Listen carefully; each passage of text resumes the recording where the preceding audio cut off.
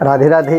ये जो हमारा ज्येष्ठ का महीना होता है बड़ा ही शुभ माना गया है और इसमें 2 एकादशियाँ पड़ती हैं। पहला जो कृष्ण पक्ष होता है इसमें आती है अपरा नाम की एकादशी और जो शुक्ल पक्ष आता है उसमें आती है निर्जला एकादशी। और इन दोनों एकादशियों का व्रत हर जीवात्मा को करना चाहिए और इसके करने का अनेकों फल जीव को सहजता में आराम से प्राप्त हो जाते हैं। अब पहले तो प्रश्न ये उठता है कि हमें ये एकादशी किस दिन मनानी है, 2 जून को या 3 जून को। लोग अक्सर भ्रम में हो जाते हैं, लेकिन हमारे यहाँ पर ऐसी परंपरा है कि उदयात तिथि जो होती है उसमें हम लोग एकादशी को मान्य करते हैं। हम लोग वैष्णव हैं, यानी जो भगवान विष्णु राम की पूजा करते हैं उनको वैष्णव कहा जाता है और जो संत महात्मा होते हैं उनको स्मार्त कहा जाता है। अतः स्मार्त जो वैष्णव संप्रदाय को नहीं मानते, जो स्मार्ती हैं वह लोग 2 जून को एकादशी मनाएं और जो वैष्णव हैं, जो राम कृष्ण के अनुयायी हैं, मानने वाले हैं, वह लोग 3 जून को एकादशी का व्रत मनाएंगे और भगवान की कृपा प्राप्त करेंगे।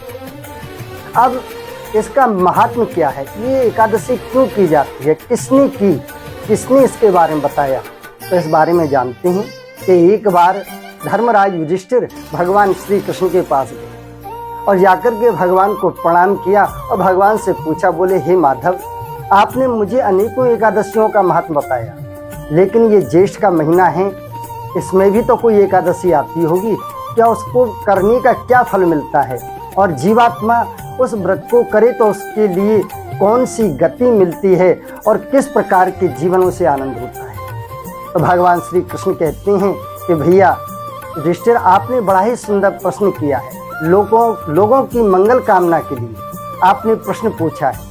तो मैं आपको बताता हूँ, ज्येष्ठ मास की जो कृष्ण पक्ष तिथि होती है उसमें आती है अपरा एकादशी और वह प्रायः सब लोगों को करनी चाहिए। ये जो एकादशी होती है, जो व्यक्ति प्रेत योनि में चले गए हैं, ऐसे व्यक्तियों के उद्धार करने के लिए यह तिथि बड़ी ही शुभ मानी गई और इसका व्रत करने से अगर उनके पूर्वज कोई भी प्रेत योनि में चले गए हैं, ऐसा हमें आभास होता है, तो उनकी मुक्ति भी इस एकादशी का व्रत करने से हो जाती है। तो और उसके जो सारे पितर हैं वह जो है भगवत धाम को प्राप्त हो जाते हैं।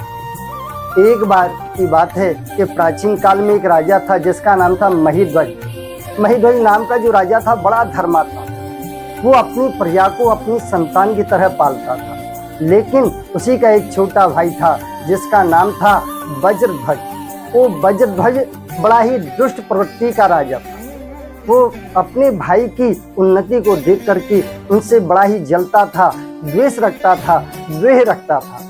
अब द्वेषता के कारण उसके मन में इतनी ईर्ष्या जागृत हुई कि एक दिन रात्रि के समय वह अपने भाई के महल में गया और जाकर के अपने भाई का उसने वध कर दिया और वध करने के बाद उसे ले जाकर के रात्रि में एक जंगल में गड्ढा खोद करके गाड़ दिया और जब उसे गाड़ दिया तो उसकी अकाल मृत्यु होने के कारण वह प्रेत योनि में चला गया। अब प्रेत योनि में चला गया, वृक्ष पर निवास करे, इधर उधर से जो लोग व्यक्ति निकले उनको वो परेशान करे, इसलिए बहुत से लोगों ने तो उस रास्ते से जाना ही बंद कर दिया। एक बार दैवी योग से धौम्य ऋषि उसी मार्ग से जा रहे थे और जैसे वो उस पेड़ के पास से गुजरे तो उनको वह आभास हुआ कि यहाँ कोई भटकती हुई आत्मा है, कोई प्रेतात्मा है।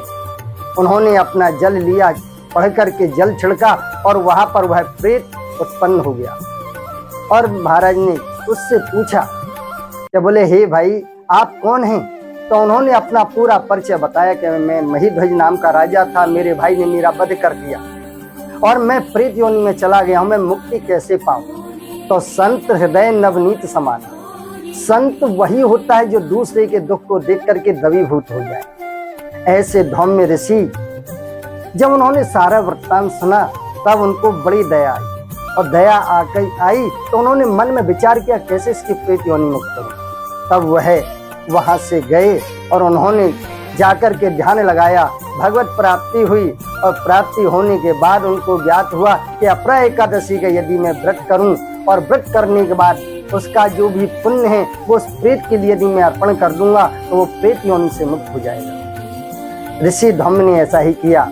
उन्होंने अपरा एकादशी का व्रत किया और व्रत करने के बाद में वह पुण्य जो उसका मिलने वाला था उसको हाथ में जल लेकर के उस अमुख नाम प्रेत के लिए प्रदान कर दिया।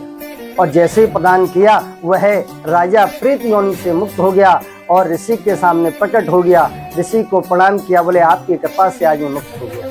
और वह मुक्त होकर के भगवत धाम के लिए जाने को तैयार हुआ। तभी आकाश से विमान आया और विमान में बैठ करके वह राजा भगवान के धाम को चला गया। अब ये एकादशी व्रत है, यदि इसको करने से जीव से अनेकों प्रकार के पाप हो जाएं तो क्या वो इससे नाश हो सकते हैं? तो जानते हैं इस व्रत को करने से किन किन पापों का नाश होता है। यदि किसी व्यक्ति से ब्रह्म हत्या हो गई हो, या किसी ने भ्रूण हत्या करा दी हो, या किसी का धन संचय हेतु उसने शास्त्रों को बेच दिया हो, धन के लोभ में शास्त्रों का वाचन कर दिया हो, और जिसने अपने गुरु की निंदा की हो, आदि ऐसे जिस किसी व्यक्ति ने भी पाप किए हैं, यदि वो व्यक्ति इस अपरा एकादशी का व्रत करेगा तो वह इन सारे पापों से मुक्त हो जाएगा। कहते हैं कि पुष्कर में स्नान करने का जो फल होता है और माघ मास में प्रयाग में जाकर के स्नान करने का जो फल होता है, गया में जाकर के पिंडदान करने का जो फल होता है, भूमि दान करने का जो फल होता है, सोना दान करने का जो फल होता है, वह सभी फल केवल एकमात्र ज्येष्ठ कृष्ण पक्ष की अपरा एकादशी का व्रत करने से जीव को वह सारा फल प्राप्त हो जाता है। तो आइए सभी लोग मिलकर के 3 जून को सभी मिलकर के भगवान को प्रसन्न करने के लिए, अपने पितरों की मुक्ति के लिए एकादशी का व्रत करें। जय श्री राधे, जय श्री कृष्ण।